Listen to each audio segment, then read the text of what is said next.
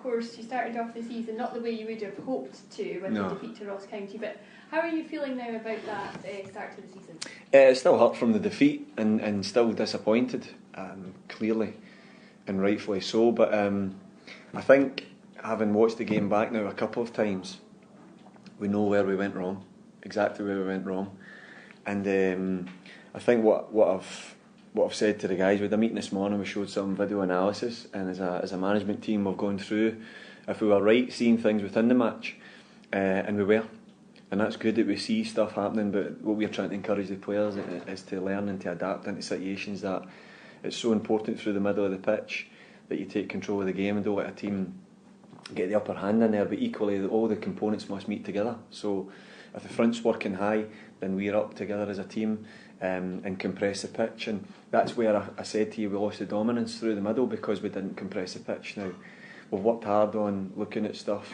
breaking things down with Tommy, and that's time up again every time.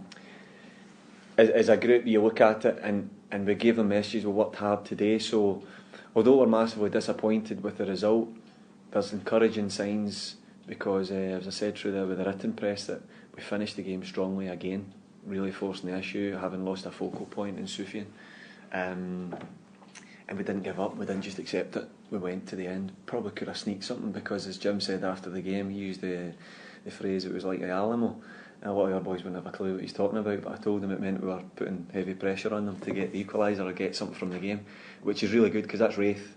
We've gone behind, or not gone behind, but suffered a late equaliser, came up apart, didn't accept it, scored. Dundee United went 1-0 down. A lot of our boys didn't know what a derby was about, so the whole environment and the atmosphere could have gone against them, didn't accept it. I thought we were a better side, stronger side towards the end.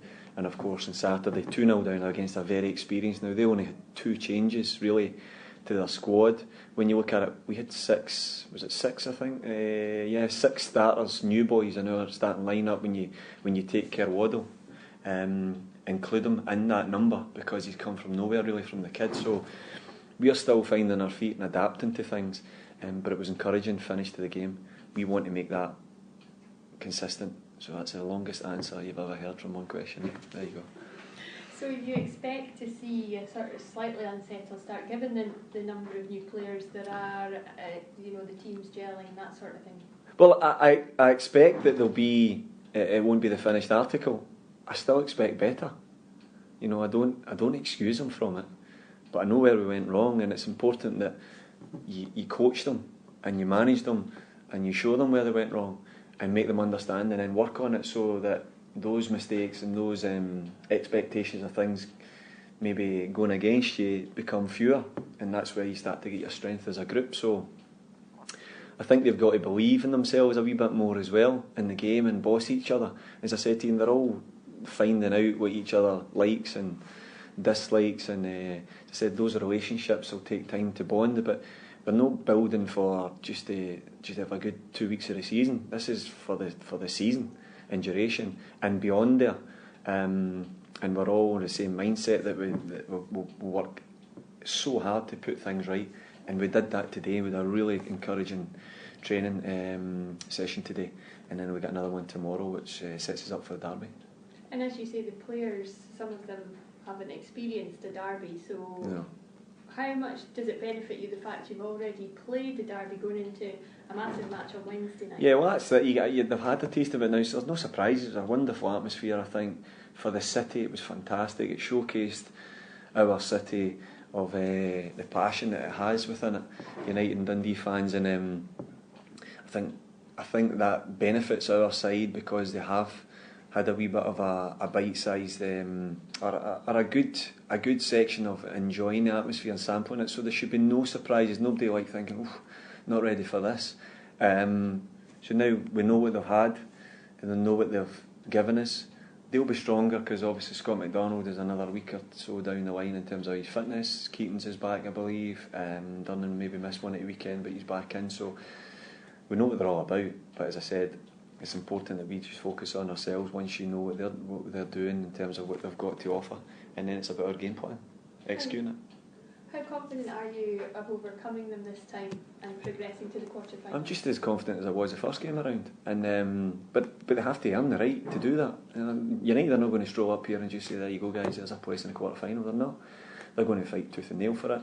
They're going to set themselves up to be hard to beat and try and give us problems, and we'll do the exact same thing. And there's nothing wrong with us still expecting that we should come out on top as a Premiership side, and that's what I want for them in there. It's not arrogance. I want them to have belief in themselves, and so we'll set up in a way that hopefully will continue to give United problems.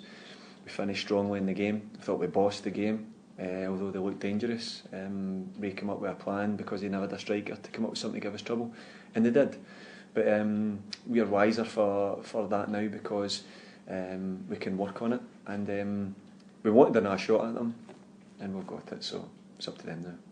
What does a good cup run mean for you and Dundee? Because Dundee are a club, where cups are where they can get their silverware. Well, I think if you're breaking it down, first of all, it's good revenue for the club, a cup run. Take that aside, I think it gives you momentum and traction within the squad in terms of it's the first chance to go a lengthy spell within the cup competition. But the paramount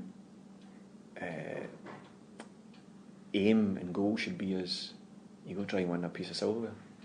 Now, we are one game away for the quarter-finals. Once we're in there, we're one game away for the semis, and then really, everybody knows the knock-on effect from there. So go into something trying to win it, and then the longer you progress, the greater the belief becomes in the squad, and that sends you on your way through the league campaign. How's Musa? He's all right. He's better than what he was, which is really encouraging. I know there was scares that he's on crutches, but I think we're just being a wee bit overly precautious, and we have to be to respect what's going on. And then we're still very, very hopeful that it'll be fine for Wednesday.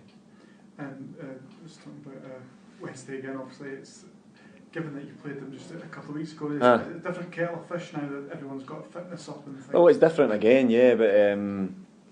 There's maybe one or two might come into Ray's thinking for this match, as will guys come into my thinking as well. So, but essentially, same teams going toe to toe, and both want to win the game. So, I don't think anything changes in terms of our respect for Dundee United.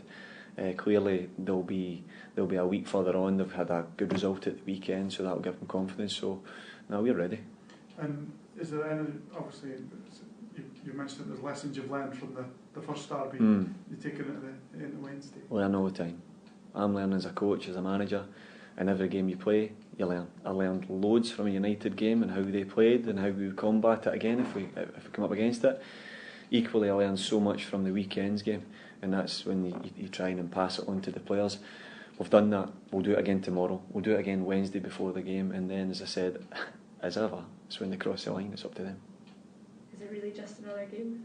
No, it is not. No, it's not as if it's just another 3 points. This is progression for the cup.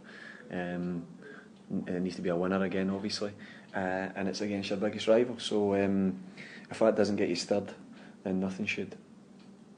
Is there any update in terms of players coming in? Are you looking to strengthen the squad any further? No, I've got nothing to say on any comings or goings. To be honest, we've got too much to worry about in terms of preparing ourselves and trying to get things going forward, progressed as a side.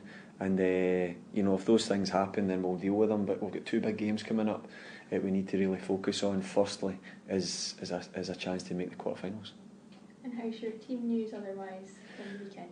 Good, yeah, good. As I said, we picked up a couple of bumps from the weekend, and we're hopeful that both Kerr and Musa will be fine for Wednesday. But as I said, tomorrow will give us a better indication whether they are or not.